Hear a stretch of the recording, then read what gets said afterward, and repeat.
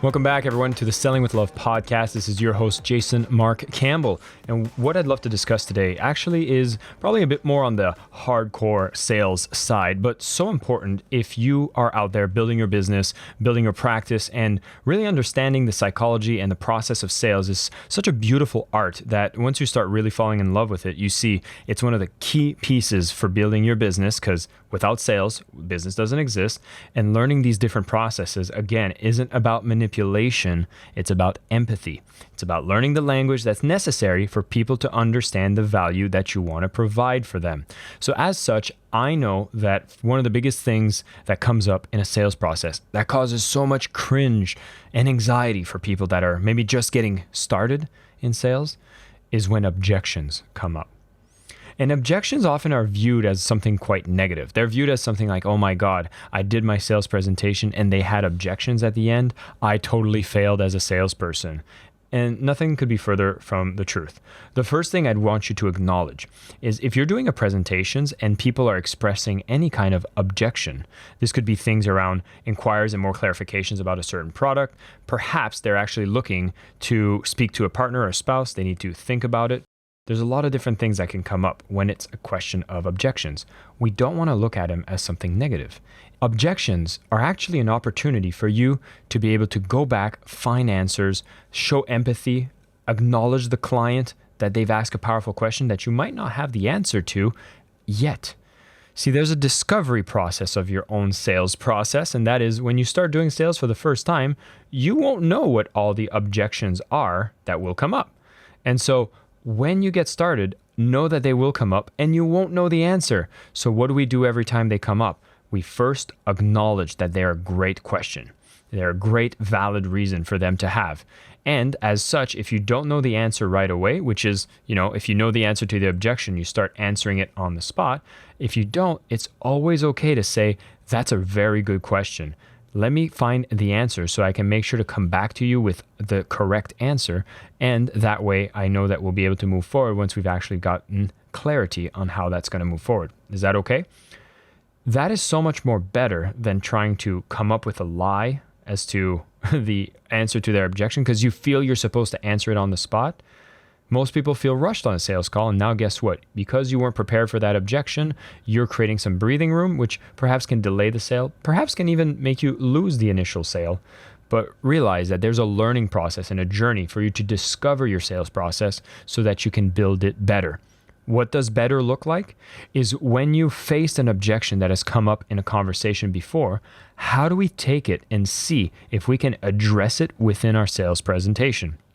Because the best kind of objection handling is the one that you handle even before they think about it, so that they see that you understand them, you understand their problem, you understand what a world without that problem could look like for them and how your solution actually fits in their lifestyle.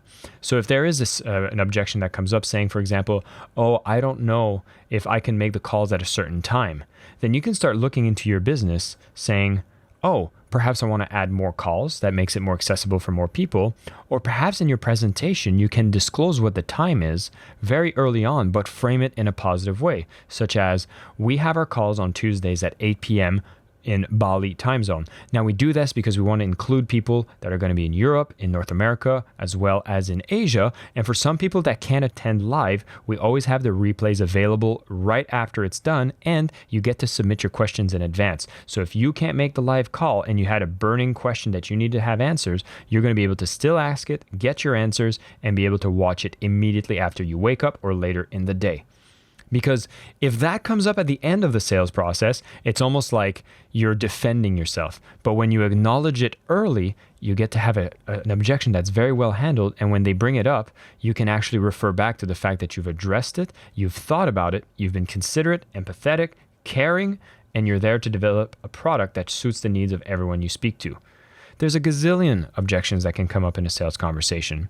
You'll have your common ones, your I'll think about it, I need to speak to my partner. Of course, I'll have to think about it often is a question of trust, and you can go into some deeper types of, ninja sales skills to be able to say like, understood, first off, again, acknowledge all objections, saying, listen, perfectly understandable. Everyone should actually make some time to think about it. But what I've realized is most of the times when somebody needs to think about it is because they're not sure that this product is actually exactly what you need. You're not sure about this company is the one you want to go with, or maybe you're not too sure about what I'm saying to you right now. In your case, out of these three, what do you think might be the thing that's holding you back the most? And you might want to see if you can continue the conversation, maybe get to the root of what that objection is, because most I think about it, I need to talk to my type of objections are really just a filter to prevent them from making a decision right then and there. You haven't been able to demonstrate enough value or urgency for them to make a decision.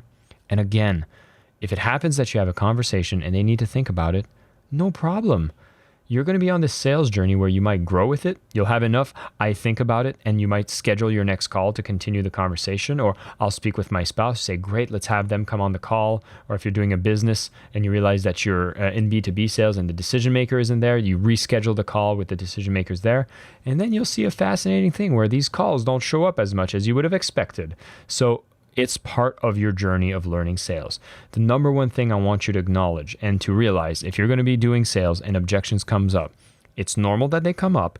You're going to go through the process of discovering your own sales process. You're going to be able to include ways to handle these objections before they come up as part of your sales presentation, and you're still going to have some objections come up. Welcome them. Silence is going to be the biggest thing that holds you back because you can't respond to silence. But if they're asking for clarification on objections, means there is at least interest, and there's more and more vocabulary, language, and techniques that you can use so you can help people open up more, have better conversations with you, and become more effective in your sales as well.